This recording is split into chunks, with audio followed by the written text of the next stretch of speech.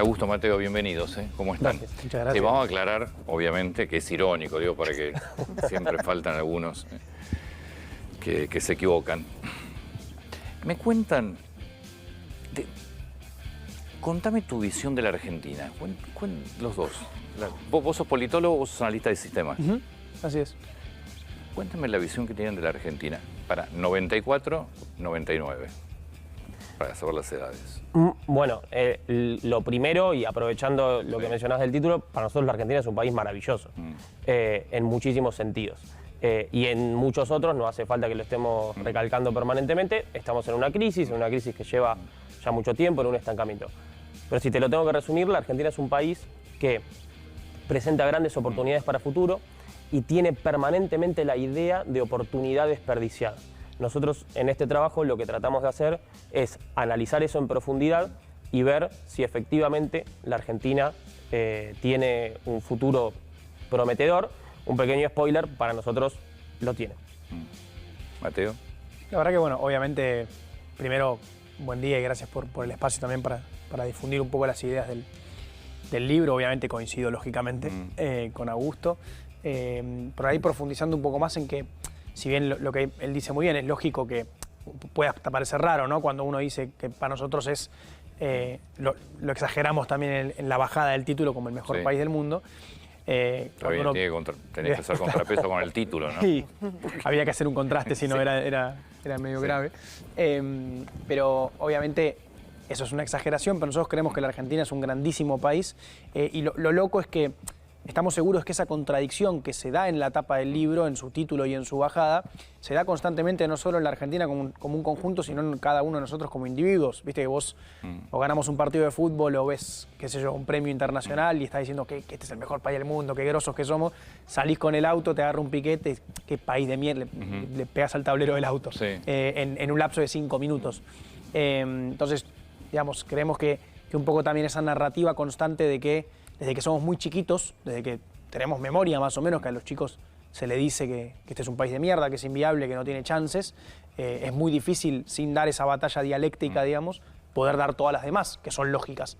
El libro trata un poquito esa puntualmente. Bueno, yo creo que así como está es un país inviable, sí. Bueno, es una apreciación... Así como está, Sí. Claro, bueno, por ahí la apreciación está en la diferencia gramatical del es inviable o está en una situación que hoy, así como la tenés hoy, es inviable de sacar. Creo que tiene enormes posibilidades, pero no sé por qué no terminan nunca de poder encauzarlas. Bueno, sabes que es interesante porque nosotros en un principio estábamos trabajando en un libro sobre las distintas oportunidades de Argentina. Entonces teníamos la idea de convocar especialistas en energía, en minería, en economía del conocimiento para transmitir esas oportunidades. Y nos dimos cuenta que había un paso previo, algo que está limitando nuestro desarrollo, uno de los factores que limita nuestro desarrollo, porque no se puede tomar el todo por las partes, pero uno de esos factores es lo que nosotros llamamos la narrativa nacional decadentista. Dicho en criollo de alguna manera, es esta idea de hablar de nosotros permanentemente como que somos un desastre, que no tenemos futuro y que siempre vamos a estar peor que la generación anterior. Esa narrativa que está presente a lo largo de casi toda la historia argentina, nosotros buscamos citas históricas, digamos, desde 1890, cuando nosotros hoy decimos que estábamos muy bien, existen ese tipo de citas, ese tipo de ideas. Entonces, esa narrativa es lo que nosotros estamos tratando de trabajar para, de alguna manera, pasar de la narrativa decadentista a una narrativa de oportunidad y de futuro que nos permita destrabar de alguna manera el camino al desarrollo. No es lo único, obviamente, no es que con eso uno soluciona el país, pero bueno, es ese tema puntual en el que es importante trabajar como país. ¿Qué ven ustedes por delante que tiene la Argentina para destrabar esa narrativa, esas oportunidades que están por adelante y hay que ir a buscarlas? Bueno, existen un montón de factores, un montón de elementos, obviamente, o sea, podríamos hablar de la cuestión económica, de la situación política y demás. Nosotros lo que tratamos de poner foco es, de alguna manera, en cómo hacer o cómo transformar, digamos, esa narrativa decadentista en una narrativa de la oportunidad.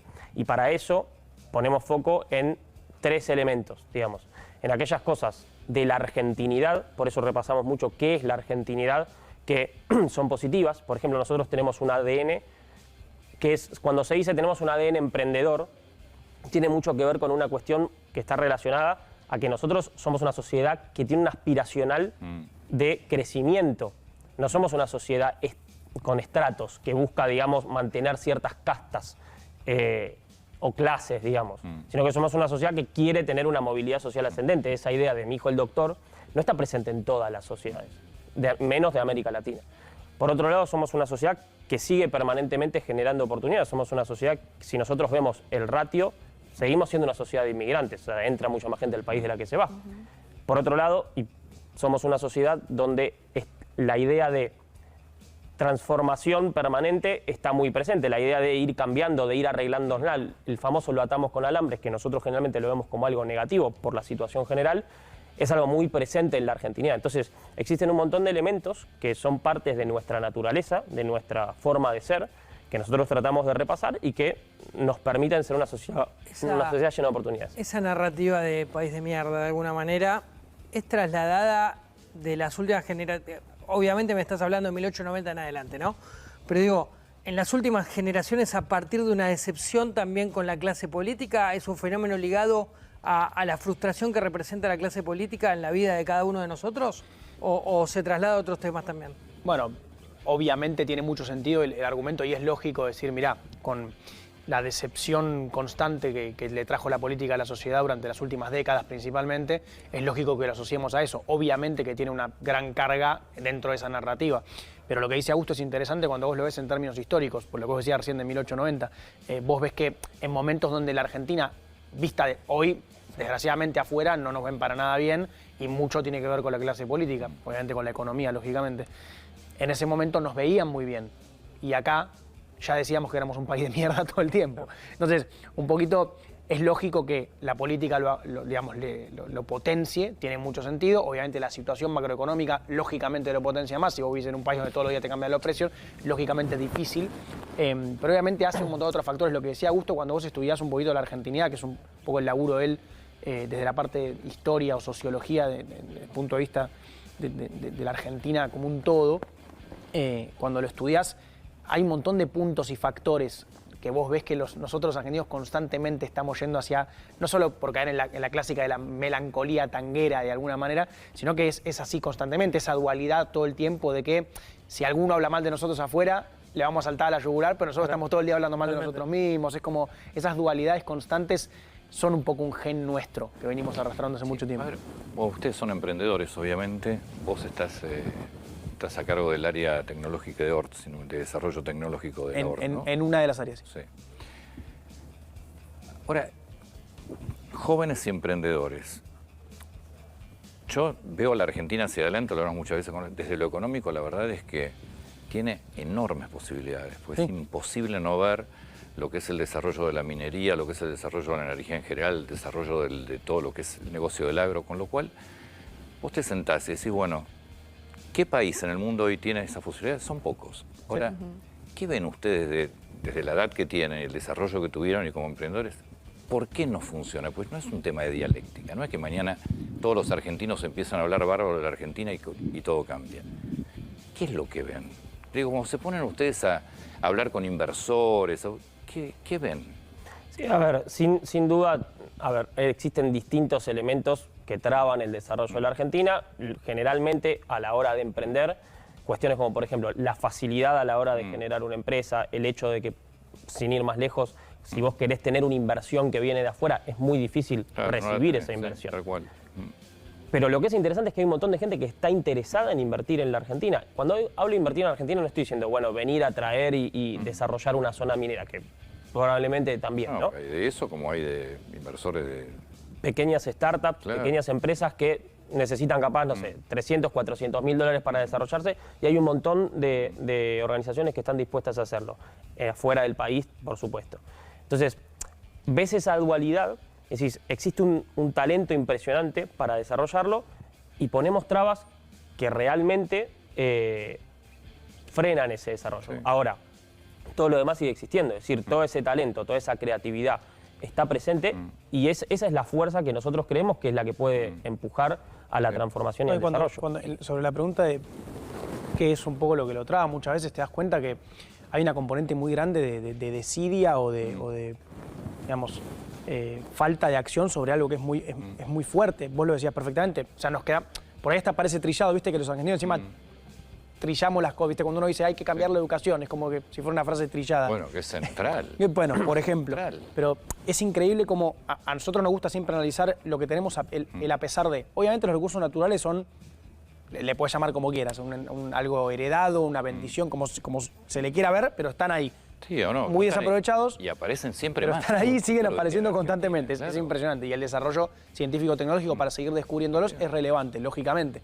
Pero después, fuera de eso, lo que menciona Augusto es brillante en términos de todo lo que vos tenés en sectores a los que le pones un montón de trabajo. Vos mencionaste el agro. Sí. Eso es increíble. Sí. O sea, algo que no se fomenta tantísimo, es uno de los motores del país. La economía del conocimiento También. es un punto fundamental. Llegó a estar en el top de las exportaciones de la Argentina en muchos de los últimos años, siendo un sector que no se le presta particular atención, no se lo fomenta tampoco desde la educación. Creo que ni se entiende qué significa la industria del conocimiento. Exactamente. Pero Entonces, en serio, en biotecnología lo que tiene que ver con, digamos, lo que tiene de bueno la economía del conocimiento es que es una economía transversal. O sea, si vos la potenciás o la fomentás, mejorás a todo el resto, porque vos, no sé, desarrollás cual. biotecnología para el agro, entonces das más valor agregado a una semilla porque invertiste en economía del conocimiento. Ni hablar de software, ni hablar de todas las cosas que se pueden desarrollar en base a eso. Pero si vos mirás, o sea, específicamente el área de la ciencia, no de ahora, históricamente en la Argentina, es un, digamos, área fundamental que ha desarrollado muchísimas cosas increíbles, desde la medicina hasta lo más aplicado de software, y no se le presta prácticamente atención. Aclarando que yo creo que debe ser de las escuelas, de los colegios, si no es el mejor, de los 3 mejores de la Argentina, la ORT. ¿Qué dicen los chicos? No, bueno, ORT es un ecosistema increíble, para mí es el... Vos estás en robótica, sí. No, sí, yo fui alumno de la escuela, del terciario, y soy... Aclarando que es Trabajo en la lo escuela mejor de- de la Argentina. Para de mí la mejor región escuela debe del ser, país. sí. Y es una dualidad increíble en realidad, porque vos tenés un montón de... Obviamente es una escuela muy grande, somos 10.000 alumnos, es mucha gente, Sí. con lo cual es difícil decir qué dicen, pero yo lo que noto más que nada con los chicos con los que yo, digamos, he dado clases y demás, es, primero, un nivel de brillantez que decís, no se puede creer, o sea, hay cosas que... Yo tengo 24, tenía, entonces el año pasado alumnos de 16, decía, ¿qué habla este pibe? Es increíble como no le llevo muchos años. Pero fuera de eso, hay una dualidad grande, porque hay muchísimos de ellos que entran a Stanford, MIT, Harvard, California, Berkeley, se van a estudiar afuera, Sí. pero lo que sí ves todo el tiempo es una frustración, que es muy parecido a lo que me pasó a mí cuando estaba en la secundaria, cuando tenía 17 años, de, che, mirá todo lo que tenemos acá, nosotros, en la escuela, tanto, o sea, no solo en capacidad instalada, Sí, sí. algo que vos podés utilizar, sino en, mirá todo el espacio que tenemos para laburar, para innovar, docentes que nos dicen, che, hagamos esto, hagamos lo otro, pensemos esto. Y al mismo tiempo, todas las ideas, toda la tecnología que tenemos a la mano, que podemos hacer soluciones para un montón de cosas, ganar un mundial de robótica, un mundial de esto, lo otro, y de repente te das vuelta y todo eso en Argentina falta, ¿no? Entonces se nota mucho, a mí me pasaba como alumno y Una yo lo noto brecha. con mis alumnos, claro, que decís, che, esto tendría que estar en todas partes. Y cuando vos lo ves y ves a todos esos pibes, que son decenas de miles, que hacen proyectos, startups desde que tienen 17 años, dices, esto, si estuviera en todos lados, imagínate lo que sería la Argentina con la Claro. creatividad, Digo- con la inventiva que tiene, es increíble. ¿Y por qué tantos chicos de nuestra edad se van de la Argentina?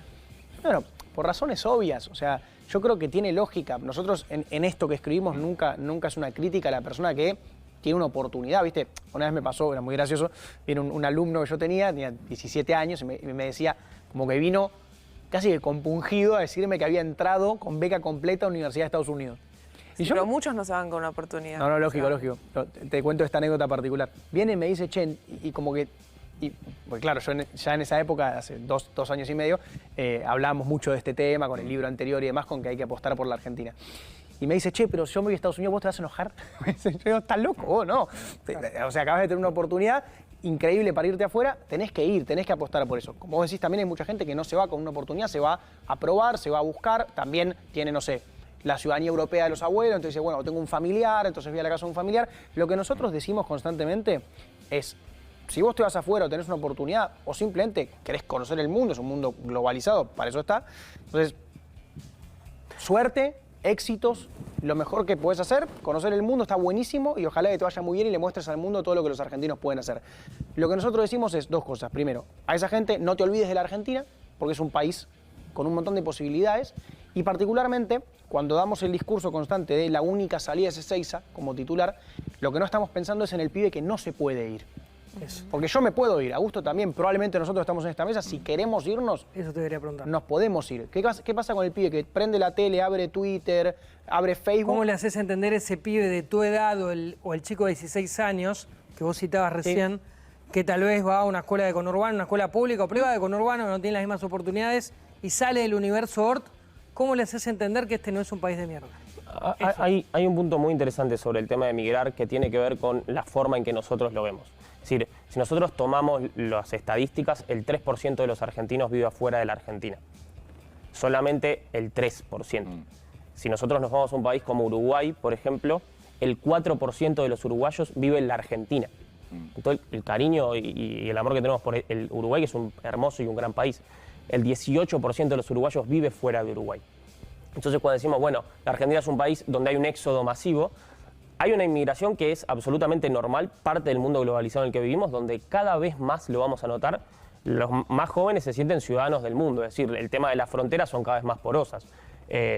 Y las inmigraciones son de ida y vuelta. Mi abuelo vino a la Argentina en el 50 y volvió recién a España 40 años después. O sea, la mayoría de las inmigraciones son de ida y vuelta, salvando casos de, bueno, alguien que se quedará a vivir. No, pero son de ida y vuelta, así pasa una generación o dos generaciones, tenés todo un ciclo de ida y vuelta. De hecho, los argentinos que están hoy migrando muchas veces son nietos o hijos de migrantes anteriores. No, y a mí me gusta la Siempre es de pregunta, no quería dejarla pasar, la pregunta de cómo le decías a ese chico que, bueno, va a esta escuela o que no tiene luz o que tiene estas dificultades, que esto no es un país de mierda. Hay un montón de argumentos dentro de ese libro por los cuales, pero lo importante para mí es la pregunta inversa, o sea, dar vuelta a la pregunta. Es cómo a ese chico que tiene todas esas dificultades, además de tener todas esas dificultades y no tener una oportunidad concreta de decir, bueno, agarro el pasaporte español del abuelo y me voy, Le haces creer en el país. pero cómo todos los días a esa persona, a todos los adultos que lo rodean, en Twitter, en los medios, Claro, estoy de acuerdo. todo el día le están diciendo, le bajan un tu mensaje país no horrible. tiene futuro, si vos no te vas, no vas Y le a bajan un progresar mensaje nunca. horrible. Estoy de acuerdo. Y ese pibe que no se puede ir, todos los días le dicen, acá nunca vas a progresar, si no te vas. Entonces, digamos, nosotros partimos de la base, de la estructura, es decir, hay un montón de barros a solucionar, sí. Mucha gente, ustedes por ejemplo, los pueden analizar mucho mejor que nosotros, ¿no? La macroeconomía, digamos, hay un montón de cosas que se pueden hacer mejor que lo que nosotros lo podemos analizar. Pero hay una base estructural que si vos a ese pibe le decís todo el tiempo que acá, quedándose acá, nunca va a progresar y no tiene la oportunidad de irse, ¿cuál es la esperanza que va a tener ese chico por la Argentina, esa chica, por decir, bueno, laburo por un futuro? Es difícil, Mateo, obvio. Yo lo entiendo, está bárbaro desde lo dialéctico, pero me parece que acá hay una responsabilidad gigantesca de la dirigencia. Sí, claro. Porque vos a un chico le podés decir, acá tenés todo el futuro, pero si ese chico no consigue un laburo, con el laburo que consigue no se puede pagar un alquiler, Lógico. no puede pensar ni siquiera, ya no te digo en comprarte una casa, olvídate, ni una casa, ni un auto y muchas veces ni ropa. Entonces, digo, está muy linda la dialéctica, pero vos tenés una dirigencia que lo único que ha hecho ha destruido cualquier oportunidad. Claro, pero Antonio, vos lo decías muy bien antes. Es, primero, 100% de acuerdo, pero vos lo decías muy bien. Nosotros tenemos todos los recursos para que eso no sea así. Pero completamente. Perfecto. Entonces, lo que el diagnóstico, o sea, el resultado de la ecuación es que no lo hacemos por desidia, no por incapacidad. No porque no hay capacidad de hacerlo. No, ahí no sé si ni siquiera no lo hacemos. Yo soy mucho más brutal en los pensamientos. Yo creo que hay hasta un proyecto para destruir la educación, porque si no, no se entiende con la potencialidad de la Argentina. Peor aún. Entonces. Claro. Pero a lo que quiero llegar es una decisión de un grupo humano o Tal de cual, personas que dicen exactamente. esto o no lo hago o lo hago de esta forma. ¿Qué hay que hacer para Lo que- destrabar lo- eso, lo para que hacer el pensemos. giro de 180? El Bueno, punto digo, el punto central alrededor... Termino esto un segundo. Si vos decís, son personas que toman una decisión, si una persona X, no importa cuál sea, ¿no? Viene y toma otra decisión con los recursos que tenemos, vos decís, entonces arreglarlo no es tan inviable, imposible como decimos todo el tiempo. Yo creo que es A eso me recontra refiero. fácil. Por eso te digo. Porque cuando Entonces, vos además ves chances todos hay. los recursos que tenés... A ver, vos tenés que empezar, sin duda, tenés que tener recursos económicos. Y después te falta la educación. Pero vos los recursos económicos, para dar vuelta a esto, los tenés a la Exactamente. vuelta. Exactamente. Entonces, El punto central alrededor de eso es cómo hacemos para destrabarlo. Hay distintos niveles, pero uno de los niveles que es muy importante tiene que ver con qué hacemos nosotros desde ese lugar. Es decir, si nosotros nos quedamos... Hay una cita en el libro de Alem diciendo, también en 1890, somos una sociedad que generalmente tiende a quedarse esperando qué es lo que hacen los dirigentes. Digamos, si nosotros estamos convencidos de que la Argentina es un país con futuro, si nosotros logramos enamorar a muchas más personas de la Argentina y tener esta idea de que tenemos una oportunidad, de alguna manera tenemos una responsabilidad como ciudadanos de ejercer nuestro rol como ciudadanos, que es controlar a la dirigencia. Y cuando hablamos de dirigencia no es política, sindical, empresaria, es decir, de generar una presión sobre la dirigencia para que estas cosas se logren, para que este punto que vos mencionás que es central, que es la educación, se logre. En 1883 se dio en la Argentina el primer Congreso Pedagógico Universal Internacional que se dio en toda América, se dio en la Argentina. En ese momento, en la discusión pública, la educación era un tema central, fundamental. Se escribía, si uno ve los diarios de la época, se escribía en los diarios sobre educación durante todo un año. Al año siguiente se sancionó en 1884 la ley 1420. Entonces, cuando nos ponemos de acuerdo, cuando la sociedad presiona para generar y para poner en agenda los temas que realmente son importantes, tenemos una posibilidad enorme. Si nos quedamos a esperar a que los dirigentes vayan a cambiar solo desde arriba, probablemente no lo logremos. Después está el contexto, está todo esto que ustedes están pintando, que coincido tal cual en casi todo, y después está el contexto un poco lo que habla Antonio, de un Congreso que directamente no legisla, un Poder Judicial que está acusado o bajo sospecha de corrupción, un poder político entero que está en la misma situación, sobre todo el trabajo legislativo de un montón de cuestiones de lo que vos hablabas recién, y la verdad que hasta ahí... ¿Cuánto se puede aportar desde el rol social de uno para que eso cambie, ¿no? Y esa es la parte en la que uno se frustra y dice, y estamos en este país y es lo que nos tocó y bueno, y se hace lo que se puede. Te prometo que no te voy a evadir la pregunta, voy a ir para atrás 2 minutos para contestar justamente eso. En 1805 los franceses lo mandaron a un noble francés, Alexis de Tocqueville, a analizar el sistema penitenciario de cárceles de los Estados Unidos. El tipo dijo, bueno, el análisis del sistema penitenciario está muy bien, pero yo quiero entender por qué en Estados Unidos funciona la democracia y en Francia no. Entonces hizo todo un trabajo que se llamó La democracia en América, que busca entender en qué contextos las democracias funcionan mejor. Y lo que dijo, uno de los puntos centrales de lo que dijo fue, si vos en Pensilvania se cae un árbol en la calle, los norteamericanos van a... no van a esperar a que venga la municipalidad a correrlo. Uno va a poner el hacha, va a cortar el árbol, otro va a poner una carreta, van a sacar el árbol y a las 2 horas la carretera va a estar habilitada. Si vos haces lo mismo en París, nos vamos a juntar a hacer una propuesta, vamos a ir hasta la municipalidad, vamos a estar quejándonos una semana y el árbol va a seguir ahí después de una semana. ¿Cuál es la conclusión de Tocqueville para responder esa pregunta? Te faltó en Argentina.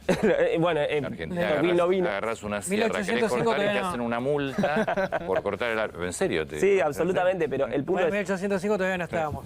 Claro, las sociedades donde las instituciones intermedias de la sociedad se logra organizar, funcionan en democracia mucho mejor que las que no lo logran. Entonces, hay un punto que si bien es obvio y es lógico que hay una dirigencia que lo traba o que no lo permite, hay un punto donde nosotros tenemos que tomar las riendas del país que amamos de alguna manera. Contame, usted, recién vos hablaste de esto que estabas contando cuando las sociedades además se ponen de acuerdo. La grieta es una de las palabras clásicas. ¿Qué ven con los chicos ustedes? Bueno, hay un punto ahí súper interesante. Si nosotros analizamos, por ejemplo, el interés de los jóvenes en la política, cuando digo jóvenes estoy hablando de 16 a 20 años, es un interés ínfimo.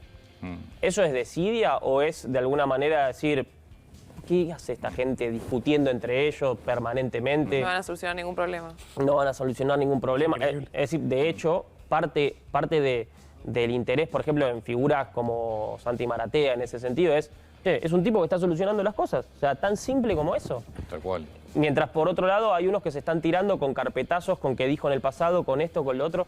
Entonces, ahí hay un tema de que eso genera una falta de interés en la política, y la falta de interés en la política es absolutamente negativa. Porque la antipolítica lo que genera es que a la sociedad no le importa lo que pase arriba. Es todo lo contrario de lo que tenemos que hacer para solucionar los problemas. Y eso es un gen que está muy presente en la Argentina. En 1910, eso lo describía Joaquín B. González en un libro que se llama El juicio del siglo. Él hablaba del espíritu de la discordia y describe lo que hoy nosotros llamamos la grieta. Que la forma de definirlo es estar más preocupado por ofender al otro y por responderle al otro que por solucionar un problema. Eso es algo que está muy presente en nuestra historia. Sí, este mes, antes de las PASO, lo estamos viendo. Pero es que es cierto ese análisis. La única preocupación es de qué manera destruís al otro. Ni te preocupa qué problema tenés que solucionar. Dicho esto, en la Argentina también hay un germen muy interesante de lo contrario, es decir, de el bien común. Por ejemplo, la generación del 37, que es la generación que hizo la Constitución argentina, había un tipo que se llamaba Alberdi. Alberdi estuvo en el exilio escapándose del gobierno de Rosas. 40 años después de que eso sucediera, cuando Rosas ya estaba él en el exilio, Alberdi lo fue a ver y escribió una carta que es súper interesante, donde él se olvida de todo ese mal que se le había producido a él en ese gobierno, le escribe en ese momento Urquiza y le dice, le habla de todas las virtudes que desde su visión tenía Rosas, esa persona que lo había perseguido. Esa capacidad patriótica que la tienen, a veces parece que la tuvieron muy pocas personas. No la busques hoy. Bueno, eso, ahí está el germen, me parece, para solucionar los problemas que tenemos. Augusto, Mateo, muchísimas gracias. Gracias a Por usted. favor, gracias a ustedes Y por el gracias tiempo. por el libro.